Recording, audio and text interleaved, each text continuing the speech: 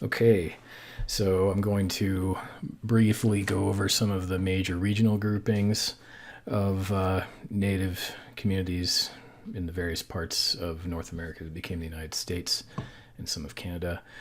Uh, this isn't going to do them justice. So, the Eastern Woodlands folks, east of the Mississippi, various peoples hunted deer as their primary food source, but also bear. They gathered edible plants, seeds, and nuts. Around 4000 BCE, we start to see gourds and clay pottery emerge, allowing cultivation of crops like sunflowers and tobacco. And although corn was the most important crop for these folks, corn was their major staple cereal. These folks lived semi permanently. They'd strike their village usually once or twice a year and go to more hospitable locales for the summer and the winter. So a lot of times it'd be a fishing locale they would live in, and then a winter location where they'd move elsewhere. The northeastern tribes were dominated by a group of tribes called the Haudenosaunee, or the Iroquois, which is the French name for them. They fought a lot of wars circa the period 1200 to 1500 CE, AD, given the archaeological evidence. And they were very militarily adept. They built defensive fortifications like trenches and palisaded tree walls. Their villages would look something like this, so it was highly defensible. Uh, their relationships between the tribes would be upheld by what were called their sachems. Sachem, Sachem, otherwise known as a holy man type of person. A lot of times, those people also doubled as leaders, political leaders in their communities. They're religious and political leaders. And the Iroquois sachems would meet in large councils like a congress, so sachems representing different villages and towns, and they would work out any differences or grievances.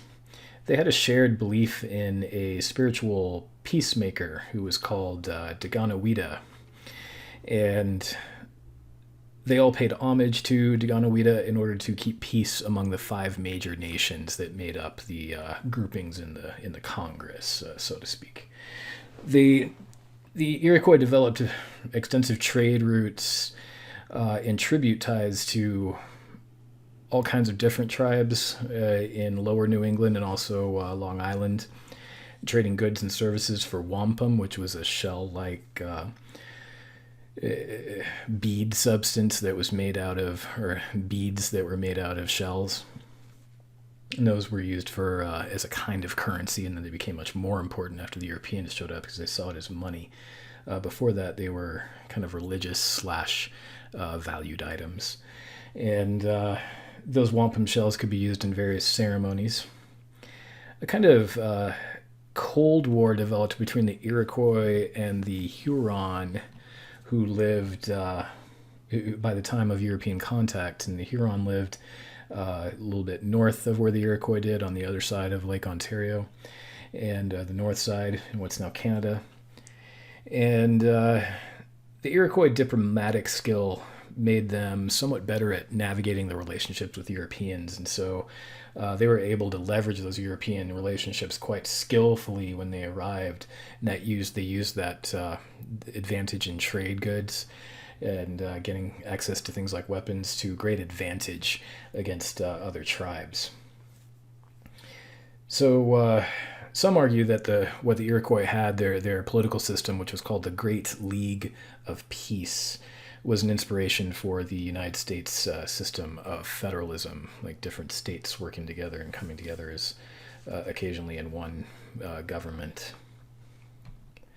So these were the dominant people in what's now New York, and their dominance through the tributary ties and diplomatic associations extended down all the way into Ohio, and to a lesser extent extended over to New England. and also across the Great Lakes into Canada a little bit. But that was where that kind of Cold War type thing they had was going on with the Huron and the Algonquin and some other folks.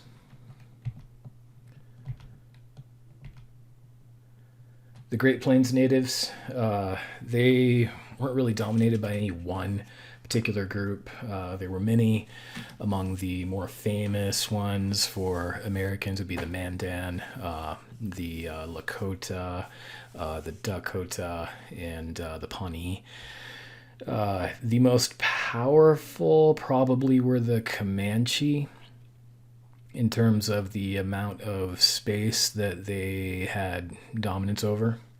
But these were more nomadic tribes that moved around more frequently. So these eastern woodlands folks, the Iroquois would have been the most dominant militarily. Shawnee were also pretty dominant. Ojibwe up in what's now the upper northwest, but none of the eastern woodland folks had, they were more settled. Again, they moved maybe once a year, sometimes twice, but they tended to go to the same places and had more kind of settled territories. In the southeast, I didn't talk about them. The Cherokee, the Choctaw, the Chickasaw, the Appalachee, the Timucua, those people tended to also be more settled and focused on agriculture. And the Choctaw and the Creek and the Cherokee in particular had quite large cities. Those were these folks in the southeast that occupied what's now the U.S. southern states. They were the inheritors of the mound building culture that had fallen apart around 1200. We don't know why, but that culture did survive in smaller scales all throughout the U.S. South, and so there were little versions of Cahokia in around Alabama and Georgia, for example, just smaller towns, smaller temples than Cahokia had been. And there was pretty sophisticated road systems and things like that. Again, these folks were more settled. Eastern woodlands and the northeast also were fairly well settled. The towns that the Iroquois had, or the Haudenosaunee had, Five Nations, they were quite substantial. Quite nice places to live, really. Again, going back to the Great Plains, these folks were more nomadic. They did do some agriculture. Again, they grew some corn, but they also foraged a lot. They caught small game, dug seeds, but they did have some irrigated agriculture. Tended to move with the herds of the animals that they used most intensely for their food. So the bison herds, these folks tended to nomadically move with them to some extent.